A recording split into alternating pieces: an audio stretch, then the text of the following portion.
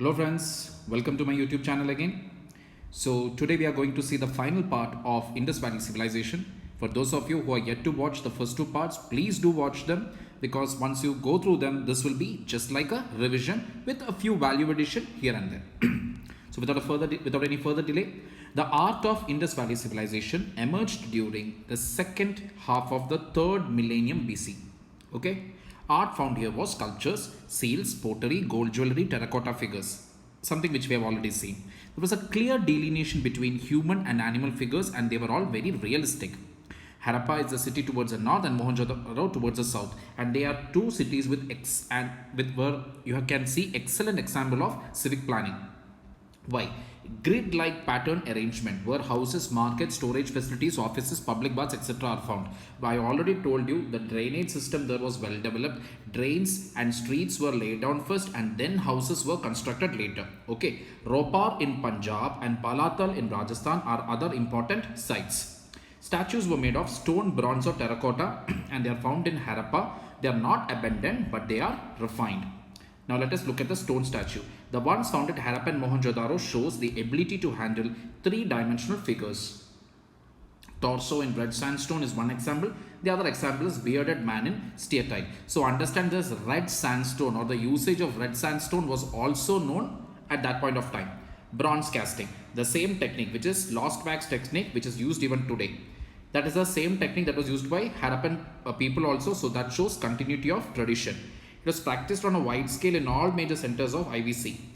So some examples of it: human form, dancing girl, animal figures like buffalo and goat, copper dog and bird of Lothal, bronze bull of Kalibangan.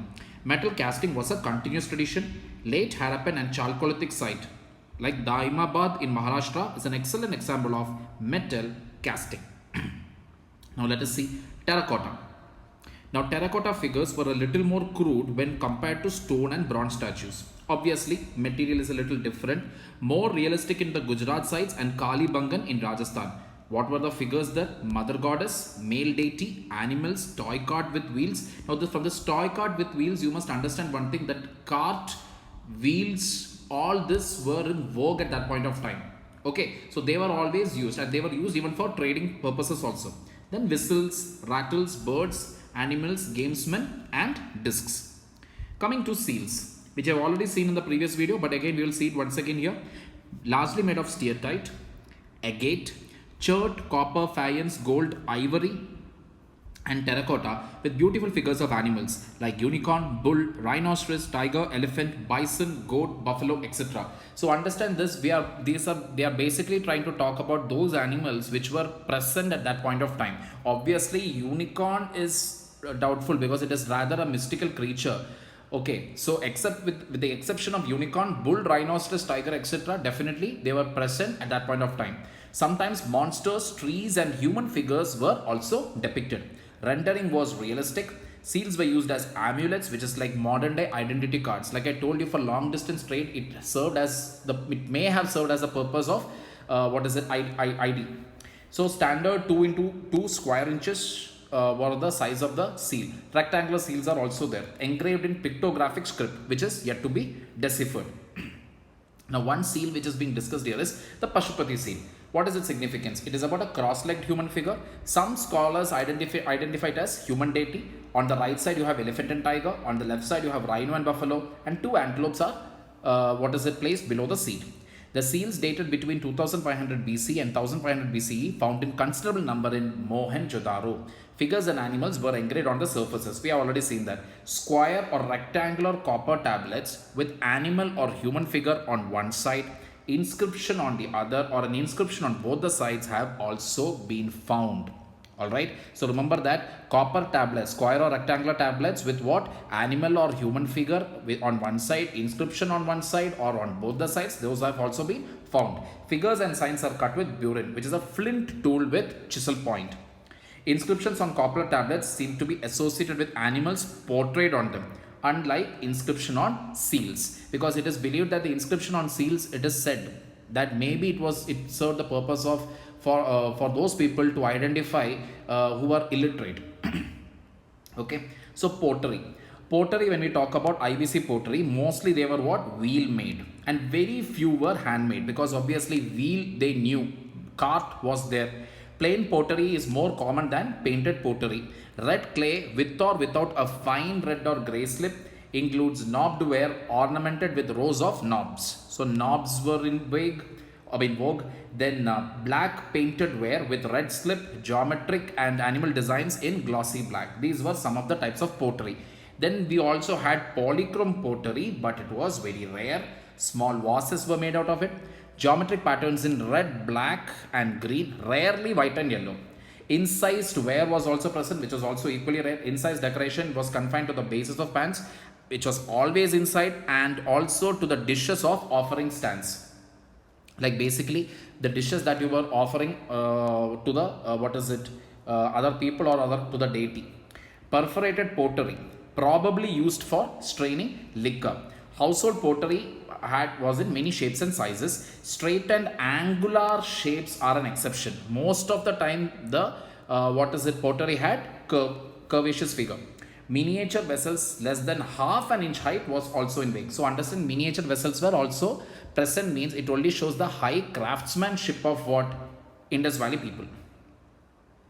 Now let us look into beads and ornaments made from every material possible, like gold, gemstones, copper, faience, steatite, bone, baked clay.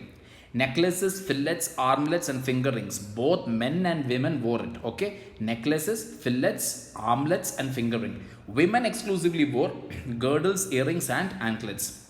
Hoards of jewelry has been found in Lothal and Mohenjo-daro. Cemetery at Farmana, it shows that dead bodies were buried with ornaments. Well-developed bead industry in Channudara and Lothal. Channudara I already told you in the previous video. Channudara, C for Channudara, C for craft production. Made from cornelian, steatite, lapis lazuli, copper, bronze, gold, shell, faience, terracotta, burnt clay. Now again here also what was not there in the earlier videos, like jasper and quartz, we know it was there in the previous video, but again here new materials are coming in, which is amethyst, jasper, crystal, quartz and turquoise. Make a note of it. Okay. Now in which and all shapes these were made? Disc shaped, cylindrical, spherical, barrel shaped and segmented. Some were painted, designs were etched on them and decorated by incision. Some even had gold covers. Naturalistic models of monkeys and squirrels were used as pinheads and beads. Spinning of cotton and wool was very common, because large number of spindles and spindle wools were discovered. Both the rich and poor practiced it. Wools were made of faience and shell or cheap pottery. So understand this, faience, probably the spindle wools made out of faience were used by the rich people, and the ones which were made out of shell or cheap pottery were used by the poor people. Separate attire was there for men, which was dhoti, and for women it was shawl. Shawl generally covered the left shoulder. IVC people were conscious of fashion. They had different hairstyles and beard. Cinnabar was used as a cosmetic and face paint. Lipstick and collyrium were known. IVC people used stone also for construction.